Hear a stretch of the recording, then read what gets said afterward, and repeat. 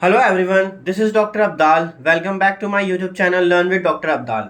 सो आज का हमारा टॉपिक है relation from a set to an another set. अब इसमें जो है दो तरह के रिलेशन होते हैं, एक सेट ए से सेट बी पर जहाँ पे दोनों सेट डिफरेंट होंगे, और एक सेट ए से सेट ए पर। ठीक है, तो फर्स्ट डेफिनेशन हम देख रहे हैं सेट ए टू बी, मतलब जो रिलेशन होगा सेट ए से बी पे। तो अब बाइनरी रिलेशन, अब सबसे पहली चीज बाइनरी रिलेशन क्यों कहा जाता है, क्योंकि यहाँ पे दो सेट के एलिमेंट को रिलेट किया जाता है, मतलब एक एलिमेंट ए से आएगा और एक एलिमेंट बी से आएगा, तो इनमें कुछ रिलेशन डिफाइन किया जाएगा, वो हम आगे एग्जाम्पल के थ्रू और अच्छे से समझेंगे। तो अब binary relation R from a set A to set B is defined as a subset of the Cartesian product A cross B. मतलब आपने एक सेट लिया ए और एक सेट लिया बी, अब उनका कार्टेशियन प्रोडक्ट तो मैंने आपको निकालना सिखाया हुआ है, जो सेट थ्योरी की मैंने वीडियो बनाई थी, जो प्लेलिस्ट में है आपको मिल जाएगी डिस्क्रीट मैथमेटिक्स की। और अदरवाइज आपको पता भी होना चाहिए कि ए क्रॉस बी क्या होता है, मतलब आपने ए और बी के जितने भी ऑर्डर पेयर एलिमेंट बना सकते थे आपने बनाए, मतलब ए जो है वो ए से आ रहा है और बी जो है वो बी से आ रहा है। अब इसका कोई सा भी सबसेट आप उठा लो, इसका कोई सा भी सबसेट जो है वो क्या बनेगा, वो बनेगा रिलेशन। ठीक है, अब ए क्रॉस बी के तो बहुत सारे सबसेट होते हैं, वो आपको पता है। सब किसी भी सेट, अगर कोई भी सेट ए है उसमें एन एलिमेंट्स हैं, तो उसके पावर सेट में जो कि सारे के सारे सबसेट्स लिए जाते हैं, उसमें कितने एलिमेंट्स होते हैं। ठीक है, अगर ए की कार्डिनलिटी एन है तो पावर सेट ऑफ ए की कार्डिनलिटी क्या होगी, पावर सेट ऑफ ए की कार्डिनलिटी 2n। तो आप इतने सबसेट्स बना सकते हो, इसका मतलब आप इतने रिलेशन बना सकते हो। अब ए क्रॉस बी में कितने होंगे वो भी हम पढ़ेंगे, बट अभी आप सिर्फ और सिर्फ ये समझो कि एक रिलेशन क्या होता है, वो ए क्रॉस बी का सबसेट होता है, a relation from A to B. ठीक है, a relation from A to B is a subset of A cross B. और हमेशा उसमें फर्स्ट एलिमेंट जो ए एलिमेंट आएगा, और इसको ऐसे भी लिखते हैं कि a is related to be, इसमें जो फर्स्ट एलिमेंट आएगा वो हमेशा ए से आएगा और जो सेकंड एलिमेंट होगा वो हमेशा बी से आएगा। या फिर इसको ऐसे भी लिखते हैं कि a order pair A comma b belongs to R, इस तरह से भी लिखा जाता है। या कभी कभी उसको ऐसे भी लिख देते हैं कि a is related to B. ठीक है, तो ये तीन नोटेशन यूज होती है मोस्टली बुक्स में, ए रिलेटेड टू बी, ठीक है, ये वाली, या फिर order pair belongs to R, या फिर इस तरह से सिंबल यूज करके भी लिखते हैं उसको। अब एक एग्जाम्पल देख लेते हैं।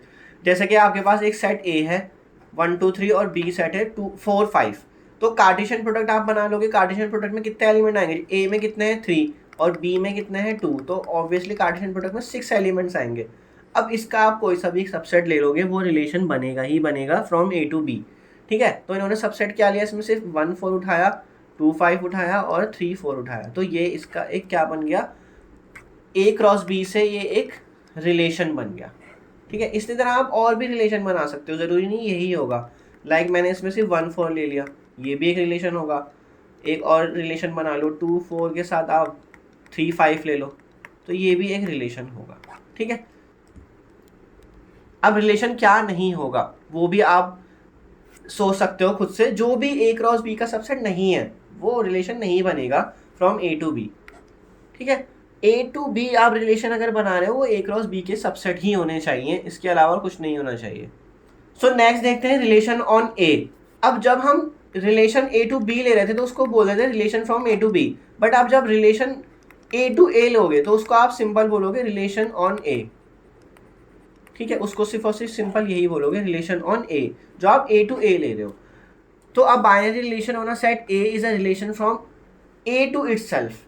ठीक है, अब इसमें क्या होगा, इसमें जो भी रिलेशन होगे वो ए क्रॉस ए का सबसेट होगा। जो आप ए टू बी रिलेशन बना रहे थे वो किसका सबसेट था, रिलेशन ए क्रॉस बी का। अब जो आप रिलेशन ऑन ए बना रहे हो, ठीक है, जैसे कि यहाँ लिखा भी है ऊपर रिलेशन ऑन ए, तो इसमें आप सिर्फ और सिर्फ ए क्रॉस ए के सबसेट लोगे। तो इसका मतलब है जो भी एलिमेंट आप यहाँ ले रहे हो और जो भी एलिमेंट आप सेकेंड एलिमेंट मान लो एक्स ले रहे हो, ए इज रिलेटेड टू एक्स, तो ए भी कैपिटल ए से आएगा और स्मॉल एक्स भी कैपिटल ए से आएगा। तो this is called relation on A, a subset of A cross ए। तो एग्जाम्पल, आपने सेट लिया ए 1 2 3, तो आप सबसे पहले तो ए क्रॉस ए के एलिमेंट्स लिखोगे, तो वो सारे के सारे एलिमेंट इस तरह से लिखे गए हैं कि उसमें क्या करते हैं, फर्स्ट एलिमेंट जो है हमेशा ए से आ रहा है और सेकंड एलिमेंट भी ए से आ रहा है। जब ए टू बी होता है तो फर्स्ट एलिमेंट ए से आता है और सेकंड एलिमेंट बी से आता है, बट आप ए टू ए ले रहे हो तो सारे के सारे ए से ही आ रहे हैं। तो 3 एलिमेंट्स है तो ए क्रॉस ए में कितने होंगे, 3 इंटू 3 यानी कि 9 एलिमेंट्स होंगे। ठीक है ना, ए क्रॉस ए में टोटल नंबर ऑफ एलिमेंट्स कितने होंगे, 9। अब इसका आप कोई सा भी सबसेट ले लो, जैसे कि नीचे लिया गया है, तो इसमें 1 1 2 2 3 3 एंड 1 2 लिया गया है, तो ये एक रिलेशन हो जाएगा ऑन ए। इसी तरह आप कुछ भी ले सकते हो, 2 1 ले लो, ये भी एक रिलेशन होगा, इसमें आप 2 एलिमेंट रख लो, 2 1 के साथ आप 3 3 मिला लो, तो ये भी एक रिलेशन होगा। तो कुछ भी रिलेशन होगा वो ए क्रॉस ए का सबसेट ही होगा। सो नेक्स्ट है हमारे पास नंबर ऑफ रिलेशन। तो नंबर ऑफ रिलेशन आप समझ ही गए होगे, अगर ए टू बी आप रिलेशन बना रहे हो तो इसका मतलब ए क्रॉस ए के जितने भी सबसेट हैं वो रिलेशन है ए टू बी। अब ए की कार्डिनलिटी मान लो m है और b की कार्डिनलिटी n है, तो a क्रॉस b की कार्डिनलिटी कितनी होगी, m इंटू n होगी। अब किसी सेट में मतलब a क्रॉस b कोई सेट है और उसमें कितने एलिमेंट्स हैं, m इंटू n एलिमेंट्स हैं, ठीक है ना, मतलब m n एलिमेंट्स हैं। तो उसके पावर सेट में कितने एलिमेंट्स होंगे, उसके पावर सेट में होंगे 2m n, मतलब जो power set of a cross b बनाओगे उसकी जो कार्डिनलिटी होगी वो 2m n होगी। तो इसका मतलब आप कितने रिलेशन बना सकते हो a to b, 2m m into n relation बना सकते हो। तो एग्जाम्पल के तौर पे आप ये देख सकते हो a की कार्डिनलिटी 2 है, b की कार्डिनलिटी 3 है, ठीक है। तो यहाँ पे आपने कितने रिलेशन बना सकते हो, a क्रॉस b में कितने एलिमेंट्स होंगे, 2 इंटू 3 यानी कि 6, और पावर सेट्स में कितने होंगे, power set of a cross b में होंगे 2⁶। तो ये बन गया आपके 64, मतलब 64 रिलेशन बना सकते हो a टू b। और अगर यहाँ पे हम सिर्फ और सिर्फ रिलेशन ऑन a बनाना चाहते हैं तो इसमें आपके number of elements a into a देखने पड़ेंगे, मतलब a क्रॉस a में Cartesian product of a into a में कितने एलिमेंट्स हैं, वो होंगे n इंटू n, मतलब कि n स्क्वायर। तो उसके पावर सेट में कितने एलिमेंट्स होंगे, 2n स्क्वायर। तो इसका मतलब 2n स्क्वायर रिलेशन बना सकते हो ऑन a। जैसे कि एग्जाम्पल a की कार्डिनलिटी है 3 है, मतलब a में 3 एलिमेंट्स हैं, तो उसके जो पावर सेट या फिर उसके जो रिलेशन बनेंगे, रिलेशन ऑन ए जो बनेंगे, टोटल नंबर ऑफ रिलेशन, ठीक है ना, टोटल, तो वो जितने पावर सेट में एलिमेंट आएंगे 2⁻³ स्क्वायर, मतलब कितने बने 2⁹ तो ये आ गए आपके पावर सेट के कॉन्सेप्ट से भी आप नंबर ऑफ रिलेशन को फाइंड कर सकते हो या काउंट कर सकते हो। सो नेक्स्ट कुछ हम एग्जाम्पल देख लेते हैं कि रिलेशंस किस तरह से बनते हैं। जैसे कि यहाँ पे रिलेशन बनाए गए कि a <= b होना चाहिए, और ये सब कहाँ पे बना रहे हैं हम, इंटीजर्स पे। और ज़रूरी नहीं है कि आप रिलेशन इंटीजर्स पे ही बनाओ, आप और भी सेट्स पे बना सकते हो। जैसे कि अभी हमने पीछे देखा था 1 2 3 4 पे बनाया था, 1 2 3 पे बनाया था। अब हम इंटीजर्स पे बना रहे हैं, तो R1 के एलिमेंट्स कैसे दिखेंगे, मैं यहाँ आपको ये इतना सिखाने की कोशिश कर रहा हूँ कि किसी रिलेशन के एलिमेंट्स किस तरह से बनाए जाते हैं, किस तरह से दिखते हैं, कि उसमें कौन कौन सा एलिमेंट रिलेशन में आ रहा है। तो इसमें वो एलिमेंट्स आ रहे हैं जहाँ पे a <= b होगा, और a और b दोनों के दोनों यहाँ पे हमेशा a और b क्या है, इंटीजर्स ही हैं, मतलब वो z से आ रहे हैं, सेट ऑफ इंटीजर्स से आ रहे हैं। तो R1 के एलिमेंट हमेशा a <= b है, मतलब 1 2 आ जाएगा, 2 3 आ जाएगा, 3 4, इस तरह से आप इसके एलिमेंट बना सकते हो। या फिर अगर आप निगेशन में भी देखो, -2 -1 आ जाएगा, ये आ जाएगा, -1 0 आ जाएगा, या फिर -4 -3 आ जाएगा, क्योंकि -4 -3 से लेस होता है। इक्वल वाले भी आ सकते हैं इसमें, क्योंकि इक्वल का भी है सिंबल, तो 1 1 आ सकता है, 2 2 आ सकता है, ठीक है, 0 0 आ सकता है, -5 -5 आ सकता है, एंड सो ऑन। तो इसमें हमने एलिमेंट किस बेसिस पे बनाए कि हमेशा फर्स्ट एलिमेंट सेकंड एलिमेंट से लेस होगा। देखो फर्स्ट एलिमेंट सेकंड से लेस है, 1 2 से लेस है, 2 3 से लेस है, और -2 -1 से लेस है। तो इस तरह से हमने इसके एलिमेंट बनाए। इसी तरह आप R2 में बना सकते हो। R2 में सारे के सारे एलिमेंट इक्वल होने चाहिए, तो उसमें मतलब कौन कौन से एलिमेंट आएंगे, 1 1 2 2 3 3 4 4 -1 -2 इस तरह के एलिमेंट आएंगे। R3 के में एलिमेंट कैसे आएंगे, जिसमें फर्स्ट एलिमेंट सेकंड से बड़ा है, मतलब 2 1 इस तरह से आएगा, 1 0, या फिर 10 9, है ना, a b से ग्रेटर है, लाइक -2 -9 ये भी आएगा, क्योंकि -2 -9 से ग्रेटर होता है। तो इस तरह के जितने भी आप एलिमेंट्स बना सकते हो R3 में आ जाएंगे। अब नेक्स्ट है R4 में क्या कंडीशन रखी गई कि a जो है वो b+1 है, मतलब वो b से ग्रेटर है, 1 एलिमेंट 1 से ग्रेटर है, 1 का इंक्रीमेंट हो रहा है b के एलिमेंट में। तो अगर फर्स्ट एलिमेंट आपका 4 है तो सेकंड उससे एक कम होना चाहिए, ये है। b की वैल्यू 3 है तो a की वैल्यू b+1 है, 3 + 1 1 के 4 हो गई। इसी तरह आप और भी एलिमेंट बना सकते हो, बस a की वैल्यू एक ग्रेटर रखनी है, एक का डिफरेंस आना चाहिए दोनों में। अगर ये -1 है तो ये 0 होगा, सॉरी, ये अगर फर्स्ट 0 है तो ये -1 होगा, क्योंकि -1 में जब 1 ऐड करोगे तब आपको a एलिमेंट मिलेगा। b में 1 एलिमेंट ऐड करना है, बस 1 ऐड करना है। इसी तरह आप -3 ले रहे हो तो यहाँ पे आपको -4 लेना पड़ेगा। इस तरह से आप बहुत सारे एलिमेंट बना सकते हो। फिर R5 में बोल रहा है कि a = b है और a = -b है। मतलब जो भी बी एलिमेंट होगा उसका निगेशन ए आएगा। तो सबसे पहले तो इक्वल आएंगे, ए इज इक्वल टू बी, ठीक है ना। R5 वो बोल रहा है कि ए हमेशा बी के इक्वल होना चाहिए। तो इस तरह से बहुत सारे एलिमेंट आप जितने भी इंटीजर से बना सकते हो जिसमें दोनों एलिमेंट सेम है। और एक है दूसरे का निगेशन, अगर बी की वैल्यू फॉर एग्जांपल 2 है तो ए की वैल्यू -2 होगी, है ना। ए की वैल्यू बी के निगेशन से बन रही है, तो दोनों एक दूसरे के निगेशन ही तो हुए। अगर बी की वैल्यू -1 है तो ए की वैल्यू 1 हो जाएगी, अगर बी की वैल्यू -10 है तो ए की वैल्यू 10 हो जाएगी, अगर b की वैल्यू 6 है तो a की वैल्यू -6। इस तरह से बनेंगे एलिमेंट, एक दूसरे के निगेशन होंगे, बस ये मतलब है इसका। R6 में कैसे एलिमेंट्स होंगे जिसमें a प्लस बी हमेशा लेस देन इक्वल टू 3 होगा। तो फॉर एग्जांपल 1 1 आ जाएगा, 1 2 आ जाएगा, 3 0 आ जाएगा, 0 3 आ जाएगा, और 1 2 है तो 2 1 भी आएगा, ठीक है ना। या फिर -1 -5, ये तो हमेशा लेस देन इक्वल टू ही होते हैं। नेगेशन में तो आप कितना भी जा सकते हो, या फिर आप ऐसे भी ले सकते हो। -7 को आप अगर मैं 9 के साथ भी ऐड करूँ या 10 के साथ भी ऐड कर दूँ तो -7 + 10 क्या होगा, 3। तो 3 लेस देन इक्वल टू 3 तो होना चाहिए दोनों का सम, तो ये लेस देन इक्वल टू 3 है। -7 को +9 के साथ भी ले सकता हूँ, -7 को 8 के साथ भी ले सकते हैं, -7 को 7 के साथ भी ले सकते हैं, एंड सो ऑन। तो इस तरह से आप बहुत सारे एलिमेंट बना सकते हो। तो ये मैंने सिर्फ इसलिए दिखाने की कोशिश कर रहा हूँ कि आपको रिलेशन के एलिमेंट्स पता लगे, जो भी रिलेशन आपको गिवन है उस क्वेश्चन में, जैसे कि less than equal to B is equal to A is equal to B, A greater than B, A is equal to b+1, तो आपको बनाने आने चाहिए कि एलिमेंट कैसे दिखेंगे रिलेशन के। सो नेक्स्ट डेफिनेशन है हमारे पास रिफ्लेक्सिव रिलेशन की। So a reflexive relation on a set A is a relation R contain in A crosses such that every element of the set is related to itself। मतलब कि आप जो भी element उठा रहे हो, आपको सबसे पहले ए पे एक रिलेशन बनाना है। इसका मतलब ए क्रॉस ए का सबसेट होना चाहिए, बट इसमें कंडीशन ये होगी कि हमेशा जो फर्स्ट ऑर्डर पेयर होगा वही ऑर्डर पेयर का जो फर्स्ट एलिमेंट होगा, ऑर्डर पेयर का सेकंड एलिमेंट भी वही होना चाहिए, तो वो आपका रिफ्लेक्सिव रिलेशन बनेगा, ठीक है। और सारे एलिमेंट के लिए ऐसा होना चाहिए, ऐसा नहीं होना चाहिए कि एक एलिमेंट छूट गया आपका। तो अगर ए के अंदर मान लो 1 2 3 है तो इसमें आर में क्या क्या आएगा, 1 1 आएगा, 2 2 आएगा, 3 3 आएगा। ए क्या है यहाँ पे, ए है 1 2 3। तो सारे एलिमेंट्स एक दूसरे से रिलेटेड होने चाहिए, वही भी आपका क्या बनेगा, रिफ्लेक्सिव रिलेशन। इसको अगर आप लॉजिकल लैंग्वेज में पढ़ना चाहो तो इसको कैसे पढ़ सकते हैं, फॉर ऑल एक्स, है ना। एक्स जो है वो कहाँ से आ रहा है, X belongs to A, imply कर रहा है कि हमेशा x, x जो है वो r का मेंबर होना चाहिए, तभी r आपका रिफ्लेक्सिव रिलेशन बनेगा।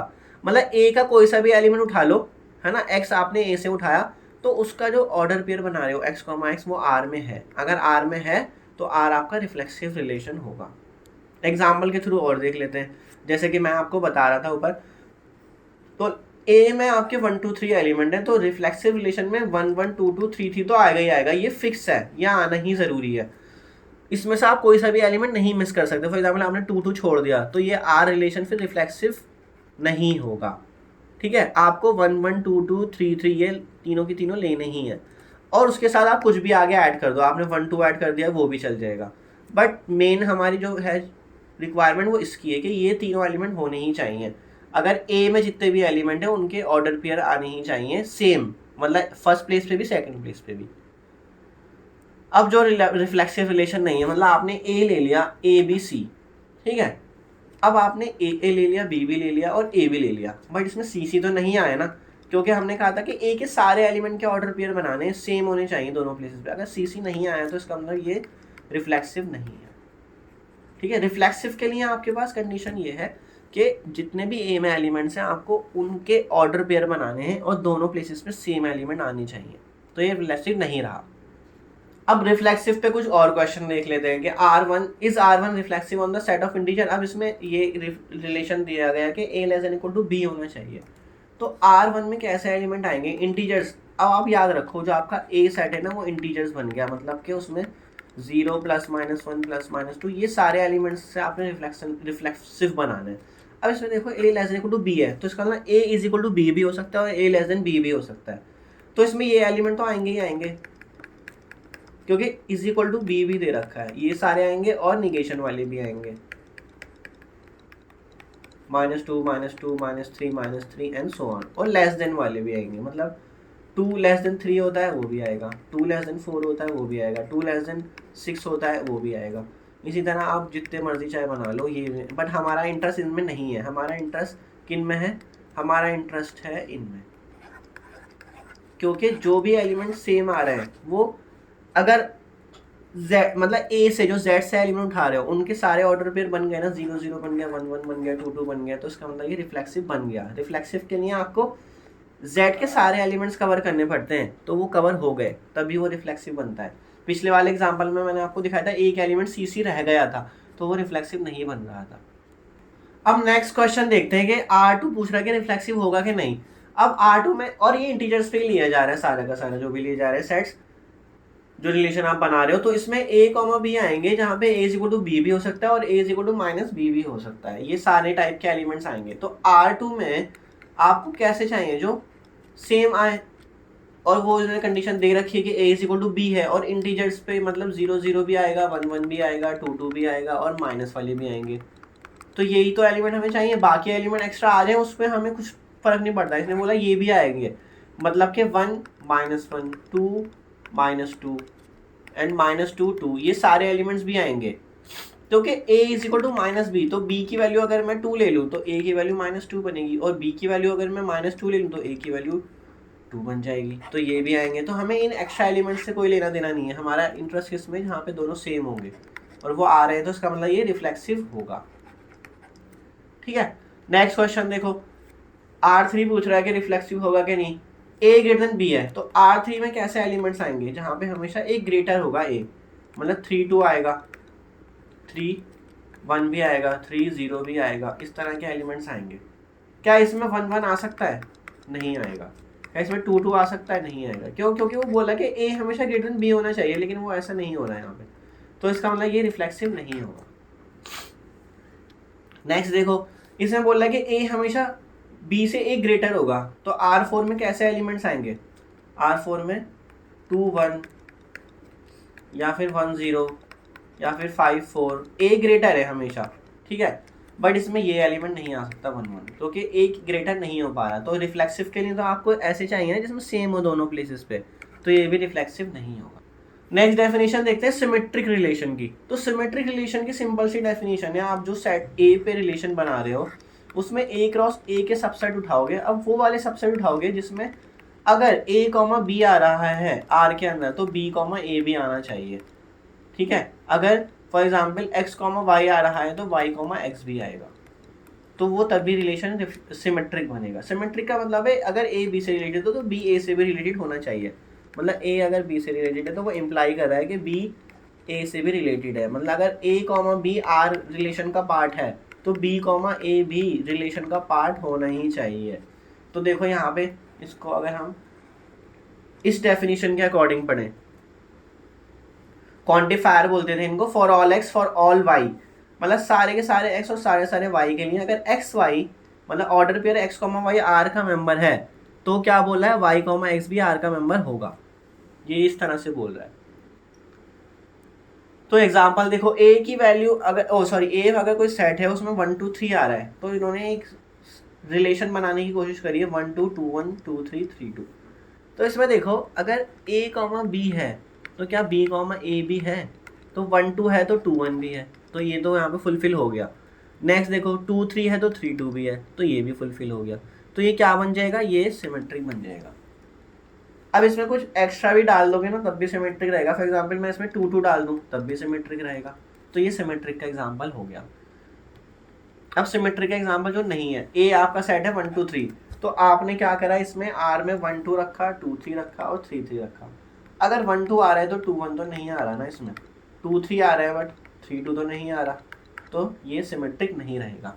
सिमेट्रिक का मतलब है अगर कोई पेयर ए कॉमा बी रिलेशन का मेंबर है तो बी कॉमा ए भी मेंबर होना चाहिए रिलेशन का। तो 1 2 तो मेंबर है आर का, बट 2 1 मेंबर नहीं है, वो आर में बिलोंग ही नहीं कर रहा, तो इस वजह से ये सिमेट्रिक नहीं रहा। अब इस पे बेस कुछ क्वेश्चन देख लेते हैं। सिमेट्रिक कौन सा होगा, तो इसमें क्या बोल रहा है कि a is equal to B होना चाहिए और a is equal to minus B होना चाहिए। तो R1 में किस तरह के एलिमेंट्स आएंगे, एक तो सारे इक्वल वाले आएंगे, इस तरह के आएंगे। तो इक्वल वाले तो चेक करने की जरूरत ही नहीं है, तो दोनों इक्वल ही हैं, तो उसमें क्या ही फर्क पड़ता है, दोनों साइड से कान पकड़ो, एक मतलब एक किसी भी साइड से पकड़ो सेम ही है। अब a is equal to minus B, तो मतलब ये वाले भी आएंगे जो एक दूसरे के माइनस से मल्टीप्लाई होंगे, माइनस मल्टीपल होंगे। फॉर एग्जाम्पल -1 1 ये भी आएगा, क्योंकि अगर b 1 है तो a क्या होता है, उसका निगेशन होना चाहिए। यही तो कंडीशन दे रखी है, a is equal to minus b दे रखा है। तो देखो 2 -2 है तो -2 2 भी है, तो ये तो हो रहा है ना सिमेट्रिक। अगर a कॉमा b है तो b कॉमा a है, 2 कॉमा -2 है तो -2 कॉमा 2 भी है, तो ये सारी कंडीशन फुलफिल कर रहा है, तो ये सिमेट्रिक होगा। नेक्स्ट देखो a plus B less than equal to 3 होना चाहिए। तो R2 में देखो कैसे एलिमेंट्स आएंगे, अगर R2 में 1 2 आ रहा है तो R2 में 2 1 भी तो आएगा, क्यों, क्योंकि दोनों का sum less than equal to 3 हो रहा है। अगर R2 में 0 1 आ रहा है तो R2 में 1 0 भी तो आएगा, क्योंकि इन दोनों किस तरह से डिफाइन किया गया है, a plus B less than equal to 3 होना चाहिए, दोनों का सम करने के बाद वो लेस देन इक्वल टू 3 आना चाहिए, तो वो हो रहा है। तो इसका मतलब ये क्या बन रहा है, सिमेट्रिक की कंडीशन को फुलफिल कर रहा है। अगर फॉर एग्जाम्पल -4 -1 -4 है और -4 -1, तो ये दोनों भी तो इनका सम क्या होता है, -5 और -5 लेस देन इक्वल टू 3 तो होता है ना। तो ये दोनों पेयर क्या दिखा रहे हैं कि सिमेट्रिक है, अगर a कॉमा बी है तो b कॉमा a भी है, तो इसका मतलब ये सिमेट्रिक होगा। नेक्स्ट एग्जाम्पल देखते हैं। तो इसमें क्या लेना है, a less than equal to b लेना है। तो फॉर एग्जाम्पल आपका R3 जो बनेगा उसमें कैसे एलिमेंट्स आएंगे, 2 3 3 4 या 3 10 भी आएगा। अब क्या इसमें 3 10 है तो 10 3 है, नहीं है, क्योंकि a less than equal to b होना चाहिए। तो 10 क्या 3 से लेस होता है, नहीं होता, तो इसलिए ये सिमेट्रिक नहीं होगा। नेक्स्ट देखो R4 सिमेट्रिक रिलेशन है कि नहीं, सॉरी जो भी है R है, R4 है या R2 है, इसमें बोलना है कि a is equal to b plus 1 होगा। तो इसको बना के देखो, मतलब a जो है वो हमेशा a ग्रेटर होगा, अगर a की वैल्यू 3 है तो b की वैल्यू 2 होगी, या फिर इस तरह से देख लो b की वैल्यू अगर 4 है तो a की वैल्यू 5 होगी। अगर 5 4 इसमें है तो क्या 4 5 भी R4 का मेंबर है, 5 4 तो देखो R4 में बिलोंग करेगा, क्यों करेगा, क्योंकि a is equal to b plus 1 हो रहा है, लेकिन 4 5 इसमें बिलोंग नहीं करेगा R1 में, R4 में, तो ये सिमेट्रिक नहीं होगा, क्योंकि हमेशा a जो है वो b से a ग्रेटर है। सो नेक्स्ट हमारे पास है एंटी सिमेट्रिक रिलेशन। तो एंटी सिमेट्रिक थोड़ा थोड़ा सिमेट्रिक से ही रिलेटेड होता है। देखो इसमें क्या होता है कि अगर आप किसी a सेट पे रिलेशन बना रहे हो और a कॉमा b जो है वो रिलेशन का मेंबर है, मतलब रिलेशन का पार्ट है, एंड साथ में b कॉमा a भी रिलेशन का पार्ट है, मतलब ये दोनों चीज़ें हो रही हैं, होल्ड कर रही हैं, तो ये दोनों इम्प्लाई करेंगी, दोनों मिलके इम्प्लाई करेंगी कि a is equal to b होगा। यही लिखा है देखो, for all a belong to a comma b belong to a b belongs to r, b a belongs to r, imply a is equal to b। मतलब कि जब भी a b और b a दोनों के दोनों r के part हैं तो a is equal to b होना ही चाहिए, तभी वो एंटी सिमेट्रिक बनेगा। तो इसको आप क्वांटिफायर की डेफिनेशन में देख लो, for all x for all y, x y belongs to R and, बीच में एंड लिखा है, y x belong to R. मतलब जब भी आप चेक करोगे ना, आपको दोनों पेयर चेक करने पड़ेंगे कि एक्स वाई और वाई एक्स, जब तक ये दोनों पेयर नहीं है तब तक आप एंटी सिमेट्रिक चेक नहीं करोगे। मतलब एक्स वाई भी दे रखा है और वाई एक्स भी दे रखा है, तब आप चेक करोगे क्या ये इम्प्लाई करता है कि x is equal to y है, तभी वो एंटी सिमेट्रिक होगा। जैसे कि आप यहाँ पे एग्जाम्पल देखो, ए कोई आपका सेट है 1 2 3, इस पे रिलेशन लिया 1 1 2 2 3 3 1 2। अब देखो इसमें जब तक आप 1 2 देख रहे हो, 1 2 को चेक ही नहीं कर सकते, क्योंकि 1 2 के साथ 2 1 पेयर भी होना चाहिए, तभी आप चेक करोगे कि 1 इज इक्वल टू 2 है कि नहीं, है ना।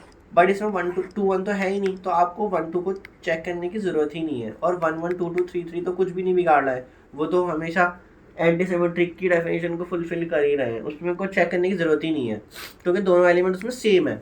हमारा चेक करने का जो मेन पर्पस था वो 1 2 को था, 1 2 है तो 2 1 भी होगा, अगर ये दोनों होते 1 2 भी होता और 2 1 भी होता, तो और ये पूरा आपका रिलेशन इस तरह से लिखा होता, 1 1 है और 2 2 है, मान लो इतने एलिमेंट, 4 एलिमेंट्स हैं बस, 1 1 2 2 1 2 2 1, तो ये फिर एंटी सिमेट्रिक नहीं होता।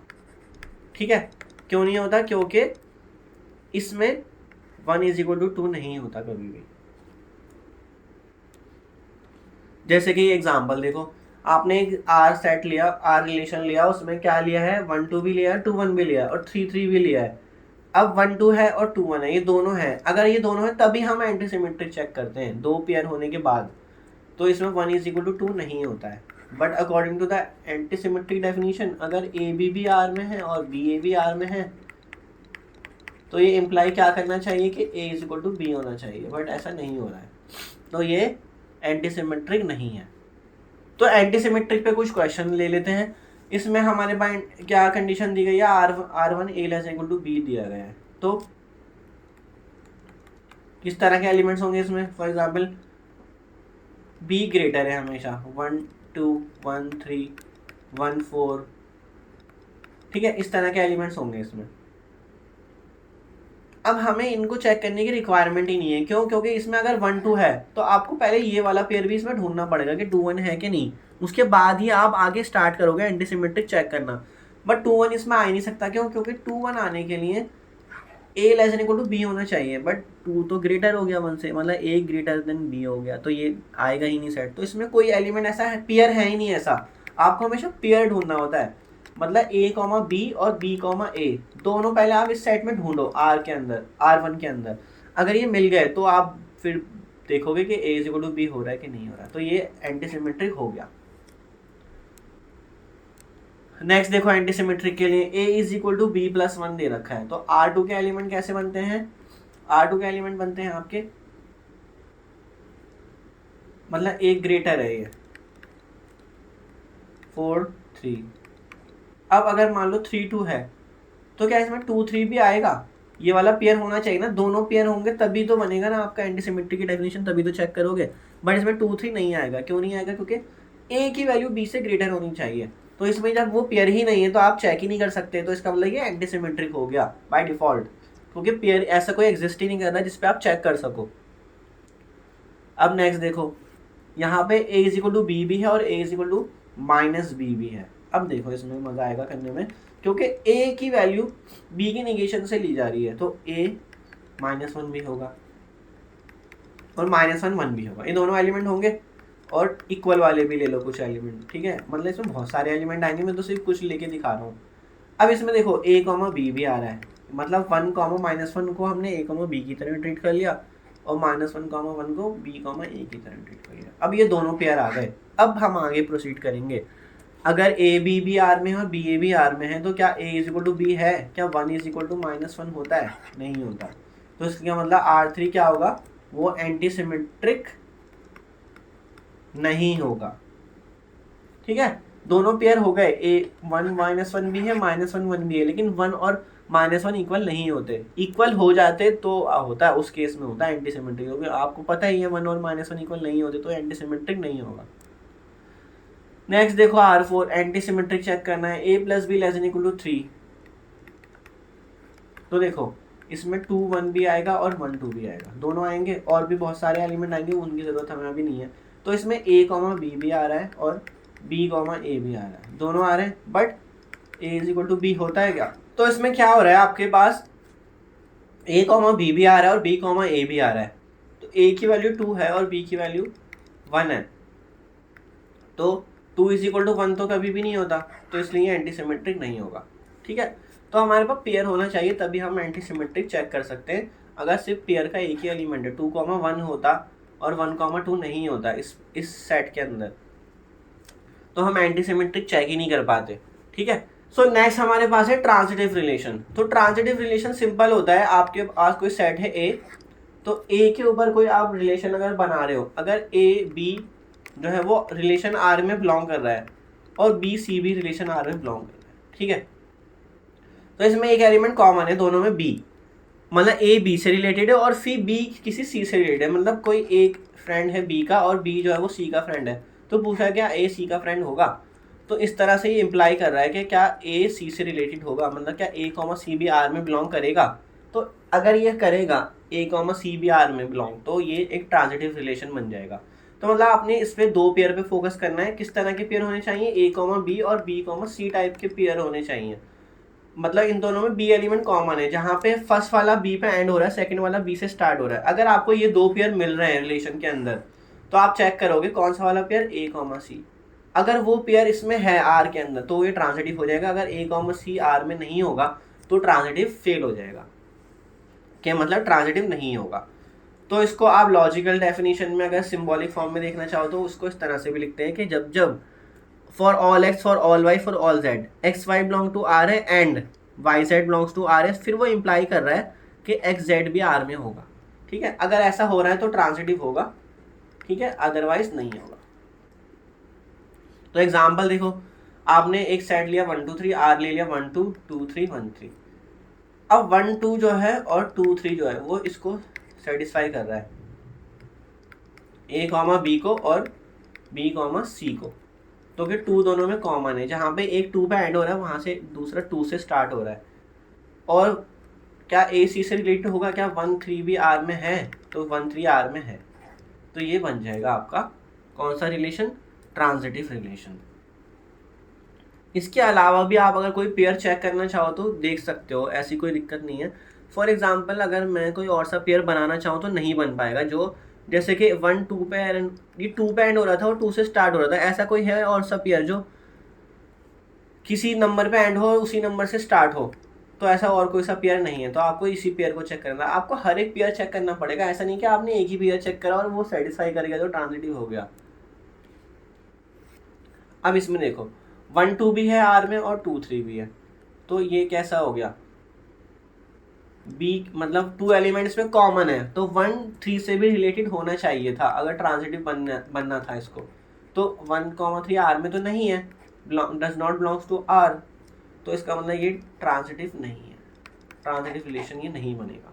इसके अंदर 1 3 भी होना ज़रूरी था। तो इस पे बेस कुछ क्वेश्चन देख लेते हैं।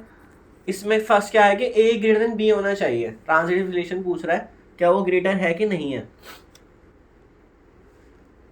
अब आप R1 में सबसे पहले एलिमेंट्स लिखने शुरू करोगे कि इसमें किस तरह के आएंगे, जिसमें ए ग्रेटर देन बी है तो कुछ भी आ सकता है, 3 1 3 2 1 -1, ये सब ग्रेटर वाले आ रहे हैं। तो ट्रांजिटिव के लिए क्या चेक करते हैं हम, ए बी और बी ए। तो देखो 2 1 इसमें है और 1 -1 भी है इसमें, तो 2 1 को आप क्या लोगे, ए बी की तरह ट्रीट कर लो, और 1 -1 को आप बी सी की तरह ट्रीट कर लो। तो आपका ए सी क्या बनेगा, वो बनेगा 2 -1। तो क्या 2 -1 आर में बिलोंग करता है, करता है। क्यों, क्योंकि ए ग्रेटर देन बी है, तो ये हमेशा सारे एलिमेंट्स के लिए सेटिस्फाई करेगा, तो ये ट्रांजिटिव रिलेशन बन जाएगा।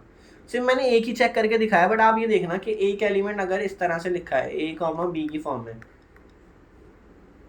या फिर कोई सा भी एलिमेंट उठा लो आप, 2 3 अगर है इसमें, सॉरी जो ग्रेटर है, 3 2 है आर के अंदर, ठीक है, आर का ही R1 के मेंबर ही लिख रहा हूँ मैं, 3 2 है और 2 मान लो मैं और कोई बड़ा एलिमेंट ले लूँ 18, तो 2 18 भी R1 में होगा क्योंकि ए ग्रेटर देन बी होना चाहिए।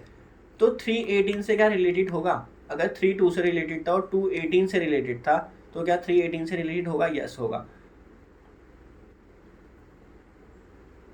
नहीं, यहाँ पे एक गलती हो गई है, 2 18 नहीं लिख सकते, आपको लेस लिखना पड़ेगा, बी लेस है हमेशा। तो यहाँ पे 2 फॉर एग्जाम्पल -15 ले लो, आप ये ले लो -18 -15 जो भी लेना चाहो। तो यहाँ पे क्या 3 -15 से रिलेटेड होगा, क्या 3 -15 से रिलेटेड होगा, तो होगा क्योंकि ए जो है वो ग्रेटर देन बी है। तो R1 में ऐसे ही तो एलिमेंट आते हैं जिसमें फर्स्ट वाला सेकंड वाले से ग्रेटर है, तो यस हमेशा ये हर पेयर के लिए सेटिस्फाई कर जाएगा, तो ये ट्रांजिटिव बन जाएगा। अब आप यहाँ देखो, A = B टाइप के होंगे या फिर A = -B टाइप के होंगे, तो सबसे पहले तो इक्वल वाले आ जाएंगे ये सारे, ठीक है। और इसके अलावा कौन सा आएगा, 1 -1 है तो -1 1 भी आएगा, 2 -2 है तो -2 2 भी आएगा। इस तरह के आएंगे सारे एलिमेंट। -3 3 है तो 3 -3 भी होगा, एंड सो ऑन। और ऊपर इक्वल वाले आएंगे, 2 2 -2 and so on.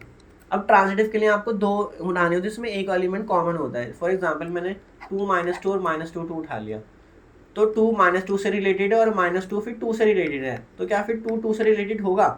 A comma सी तो देखना होता है ना आपको, ए कॉमा सी, तो 2 2 से रिलेटेड है क्या, कहाँ है वो, इसमें ये दे रखा 2 2 में इसमें बिलोंग करेगा, तो ये ट्रांजिटिव हमेशा बन जाएगा। अगर 1 -1 है और -1 1 है, मतलब 1 -1 से रिलेटेड है और -1 1 से रिलेटेड है, तो ये ए कॉमा बी था और ये बी कॉमा सी था, इस तरह से मान लो।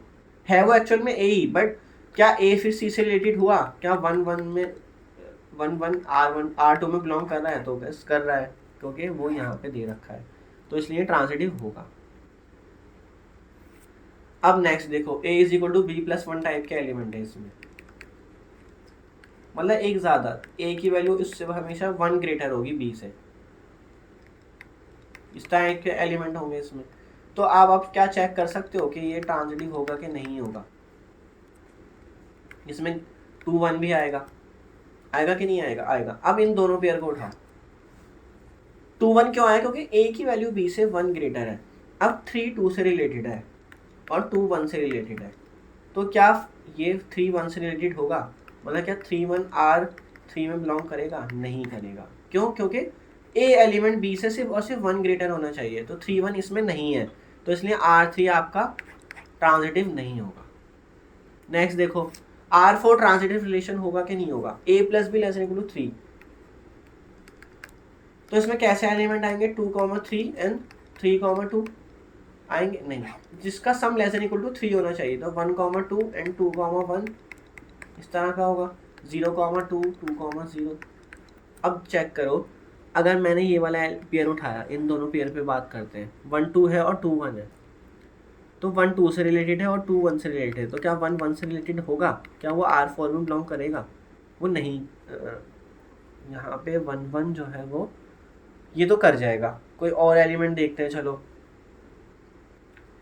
इसमें आप जो है a plus B less than equal to 3 बोल रहा है, तो इसमें ये वाला पेयर देखो आप, 2 1 और 1 2, ये दोनों का सम जब जो कि यहाँ पे भी था, बट हम उसको ऐसे भी लिख सकते हैं, मतलब 2 1 से रिलेटेड है और 1 2 से रिलेटेड है, ये दोनों R4 के मेंबर हैं, है ना। 2 1 से रिलेटेड है और 1 2 से रिलेटेड है, बट 2 2 से रिलेटेड क्या होगा? क्या 2 2 क्या 2 2 जो है वो R4 में बिलोंग करेगा? नहीं करेगा। क्यों? क्योंकि उनका सम जो है वो 4 हो जाएगा, और हमारे पास क्या कंडीशन है कि a प्लस बी जो है वो लेस देन इक्वल टू 3 होना चाहिए, तो ये ट्रांजिटिव नहीं होगा ना। कुछ और क्वेश्चन देख लेते हैं, मिक्स टाइप के क्वेश्चन के, वो reflexive, symmetric, anti symmetric, transitive. आप सारी चीज़ें एक साथ चेक करते हैं तो आपको और अच्छे से आइडिया हो जाएगा।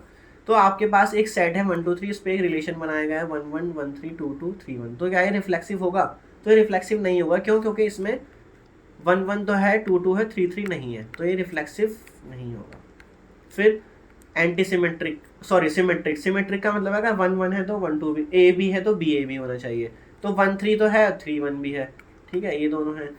तो इसके अलावा तो कोई और एलिमेंट चेक करने की जरूरत नहीं है, तो ये सिमेट्रिक भी होगा। अब एंटी सिमेट्रिक, एंटी सिमेट्रिक का मतलब है कि अगर ए बी है और बी ए है तो ए इज इक्वल टू बी होना चाहिए, तो 1 3 है और 3 1 है, तो क्या 1 इज इक्वल टू 3 होता है?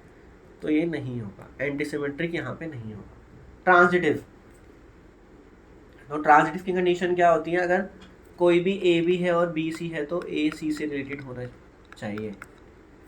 तो देखो 1 3 है और 3 1 है, 1 3 से रिलेटेड और 3 1 से रिलेटेड, तो क्या 1 1 से रिलेटेड है? तो यस है यहाँ पे, क्योंकि वो दे रखा है आपको 1 1। और इसके अलावा कोई और चेक अगर आप करना चाहो, 3 1 से रिलेटेड है और 1 1 से रिलेटेड है, तो 3 1 होना चाहिए, तो 3 1 तो है ही, तो ये ट्रांजिटिव होगा। तो इस तरह से हम अब क्वेश्चंस को कर सकते हैं, आपको डेफिनेशन पता होनी चाहिए बस। नेक्स्ट क्वेश्चन देखो, क्या ये रिफ्लेक्सिव होगा? 1 1 2 2 3 3 सब है इसमें, तो ये रिफ्लेक्सिव होगा। सिमेट्रिक, अगर 3 1 है तो क्या 1 3 है इसमें? नहीं है, तो ये सिमेट्रिक नहीं होगा। एंटी सिमेट्रिक, एंटी सिमेट्रिक के लिए क्या देखते हो? अगर ए बी है और बी ए है, तो इसमें 3 1 तो है लेकिन 1 3 नहीं है, तो आपको अब चेक करने की जरूरत ही नहीं है। तो एंटी सिमेट्रिक के लिए आप तभी चेक कर दोगे ये दोनों पेयर मौजूद हो, ए बी भी हो और बी ए भी हो, ये दोनों पेयर अगर होंगे तभी आप चेक करते हो, तो इसमें चेक करने की जरूरत ही नहीं पड़ रही, तो ये एंटी सिमेट्रिक होगा बाय डिफॉल्ट।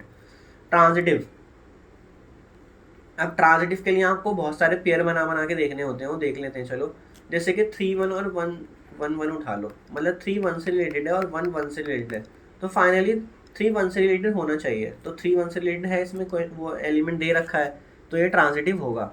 इसके अलावा और कोई, फॉर एग्जांपल 3 3 वाला देख लो, 3 3 से रिलेटेड है और 3 1 से भी रिलेटेड दे रखा है ना, दोनों पेयर दे रखे हैं ना ये वाले, ए बी और बी सी।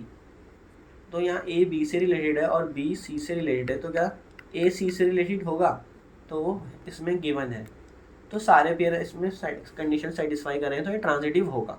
नेक्स्ट देखो इसमें क्या है, रिफ्लेक्सिव होगा, इसमें 1 1 भी नहीं है, 2 2 भी नहीं है, तो रिफ्लेक्सिव ये नहीं होगा। उसके बाद देखो आप सिमेट्रिक, 1 2 है 2 1 है, तो सब कुछ है इसमें सिमेट्रिक। एंटी सिमेट्रिक, तो एंटी सिमेट्रिक होने के लिए 1 2 भी है और 2 1 भी है, तो ये दोनों पेयर हैं। जब दोनों पेयर होते हैं उसके बाद हम बात करते हैं एंटी सिमेट्रिक की। तो दोनों पेयर हमें मिल गए लेकिन 1 नॉट इक्वल टू 2 होता है। क्या कंडीशन होती है, ए बी भी आर में होना चाहिए और बी ए भी आर में होना चाहिए। अगर ऐसा हो रहा है तो वो इम्प्लाई करता है कि a is equal to B होना चाहिए, बट ऐसा नहीं हो रहा, तो एंटी सिमेट्रिक ये नहीं होगा। ट्रांजिटिव देखो, तो मैंने ये वाला पेयर उठाया, 2 1 से रिलेटेड है और 1 2 से रिलेटेड है, दोनों पेयर इसमें है ना यहाँ पे, है ना। अब 2 1 से तो रिलेटेड है और 1 2 से रिलेटेड, क्योंकि क्या 2 2 से रिलेटेड होगा, 2 2 क्या R3 में है, नहीं है, तो इसलिए ट्रांजिटिव भी नहीं होगा। सो नेक्स्ट क्वेश्चन देखते हैं, रिफ्लेक्सिव। रिफ्लेक्सिव तो क्लियरली नहीं होगा क्योंकि उसमें एलिमेंट सेम होने चाहिए, वो पेयर इसमें एक भी नहीं है। तो सिमेट्रिक भी नहीं होगा, क्यों, क्योंकि 1 3 है लेकिन 3 1 नहीं है, तो ये सिमेट्रिक नहीं होगा। उसके बाद एंटी सिमेट्रिक, तो एंटी सिमेट्रिक के लिए पेयर ही नहीं है दो जिसके लिए हम चेक कर सकें, तो ये एंटी सिमेट्रिक होगा, है ना। 1 3 तो है लेकिन 3 1 तो है ही नहीं, तो हम चेक किसके लिए करें, चेक ही नहीं कर सकते इसके लिए हम। फिर नेक्स्ट है ट्रांजिटिव। अब ट्रांजिटिव के लिए भी आपके पास इस तरह के पेयर होने चाहिए कि ए बी से रिलेटेड हो, बी सी से रिलेटेड हो। दो एलिमेंट कॉमन है क्या, इसमें कहीं पे भी नहीं है वो एलिमेंट कॉमन, तो ट्रांजिटिव भी आप चेक ही नहीं कर पा रहे, कोई ऐसा पेयर है ही नहीं जिसके लिए आप ट्रांजिटिविटी चेक करो, तो बाय डिफॉल्ट वो ट्रांजिटिव हो गया। सो लास्ट क्वेश्चन देखते हैं आज की वीडियो का, थोड़ा बड़ा क्वेश्चन है ये बट इजीली हो जाएगा। रिफ्लेक्सिव, इसको आपको किस सेट में बनाना है, A B C D e. तो रिफ्लेक्सिव होने के लिए क्या होने चाहिए, पांचों पेयर होने चाहिए, a b b c c d d e. तो वो आपको दिख रहे होंगे, ए भी है, बी भी है, सी सी भी है, डी डी भी है और ई भी है, तो ये रिफ्लेक्सिव होगा। तो ये रिफ्लेक्सिव हो गया। सिमेट्रिक, सिमेट्रिक का मतलब है अगर ए बी, मतलब अगर एक्स कॉमा वाई है तो वाई कॉमा एक्स भी होना चाहिए। तो देखो ए कॉमा सी है तो सी कॉमा ए भी है, यहाँ पे सी कॉमा ई नहीं, सॉरी सी कॉमा ए भी है, ठीक है। इसी तरह अगर ए कॉमा ई है तो ई कॉमा ए भी है। इसी तरह अगर बी कॉमा डी है तो डी कॉमा बी भी होना चाहिए। और उसके बाद अगर सी कॉमा ए है तो ए कॉमा सी भी है।